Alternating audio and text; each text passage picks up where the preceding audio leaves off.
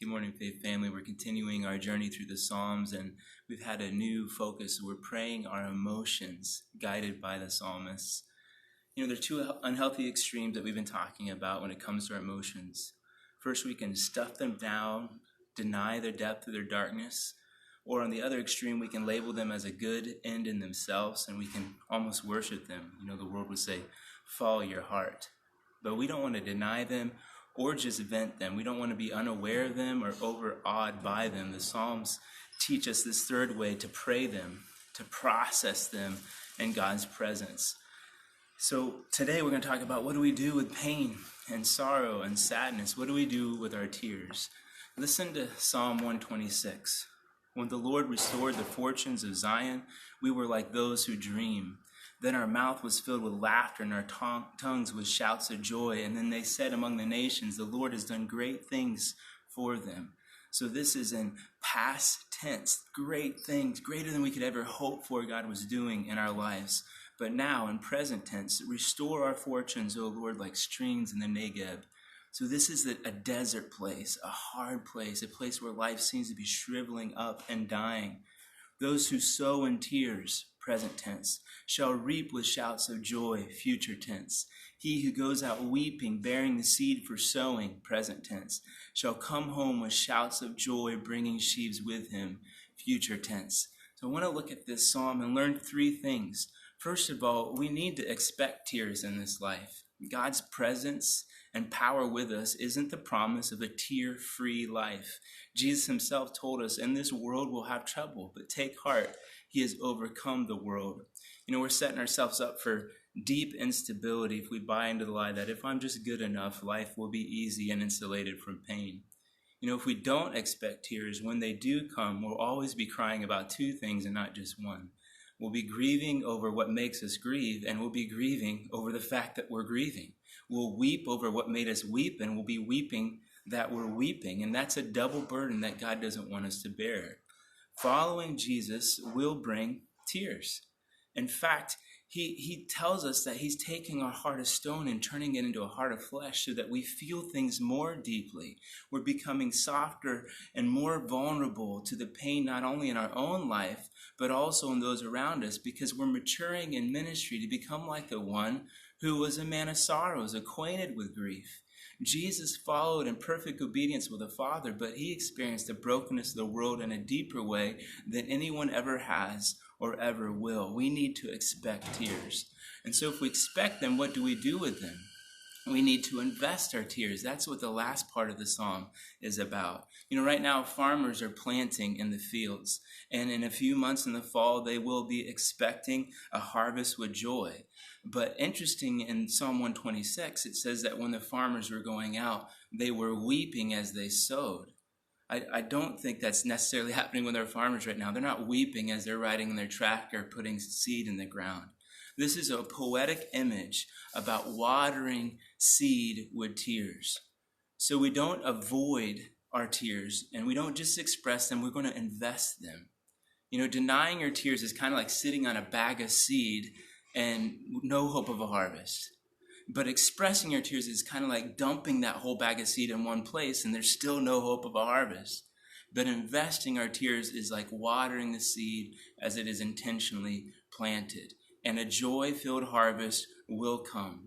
Tears don't just give way to the harvest. Tears help produce the harvest. As Paul says in 2 Corinthians 4, our light and momentary trials are achieving for us an eternal weight of glory that far outweighs them all. There is a transient kind of happiness that comes when we try to avoid tears, but we need the eternal kind of joy that is the product of tears.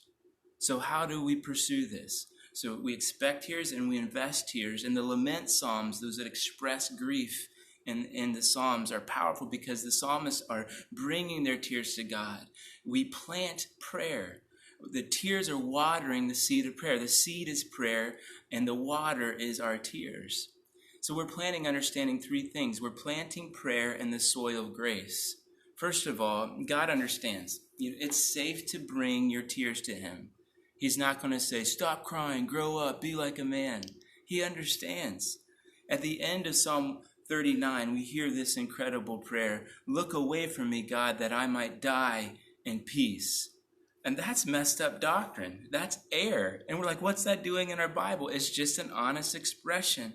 He's so overwhelmed that he's telling God the exact opposite of what he should. And the very presence of this kind of prayer in the Bible, look away from me, is God's witness to his grace and understanding. He knows how we speak when we're desperate. He knows what it feels like when we're crumbling under the weight of life's pain. So where do you take your deepest pain and tears? They don't belong denied or dumped out, but in an honest outburst to declare to God, just cry out to him. It's safe. He understands. So we're watering our prayer that is planted in the soil of grace and in the view of the cross. Jesus, before he goes to the cross, says, my soul is overwhelmed with sorrow, even to the point of death. On the cross, we hear him cry out, my God, why have you forsaken me? You know, when we cry, sometimes we have guilt over those tears. We don't need to worry about guilt. He took our place. And we can be freed from self-pity. He knows what it's like to suffer. We are not alone in this. And we can be freed from impatience because we can trust that God is working all things in and through us for his glory and for our good. That way, then, when we water our prayers with tears, we're becoming humble and compassionate, strong, and stable, even through the pain. So we water the prayers that are planted in the soil of grace and in view of the cross, and ultimately in the hope of the empty tomb. He goes out weeping, bearing seed for sowing, shall come home with shouts of joy. Not may come home, not 50% of the time, not even 99% of the time. Shall come home with shouts of joy, bringing his sheaves with him. As we close this devotional, listen to this commentary on Psalms from Eugene Peterson in a book called Answering God. I just want to read this to you for your encouragement. All true prayer pursued far enough becomes praise. Any prayer, no matter how desperate its origin, no matter how angry and fearful the experiences it traverses, ends up in praise. It does not always get there quickly or easily. The trip can take a lifetime, but the end is always praise. There are intimations of this throughout the Psalms, not infrequently, and even in the middle of a terrible lament, defying logic and without transition, praise erupts. This means no matter how much we suffer, no matter our doubts, no matter how angry we get, no matter how many times we have asked in desperation, how long, prayer develops finally into praise. Everything finds its way to the doorsteps of praise. This is not to say that other prayers are inferior to praise, only that all prayer pursued far enough becomes praise. Don't rush it. In fact, it may take years, decades even, before certain prayers arrive at a hallelujah. Not every prayer is capped off with praise. In fact, most praise, if the Psalter is true guide, are not. But prayer is always reaching toward praise and will finally arrive there. Brothers and sisters, we are freed from fear so that we can develop deep, compassionate, loving relationships, even though we expect pain and tears and hurt along the way. We can honestly invest those tears to water the seeds of prayer that we plant in the soil of grace and the view of the cross and in the joy-filled hope of the empty tomb. God bless you. You are loved.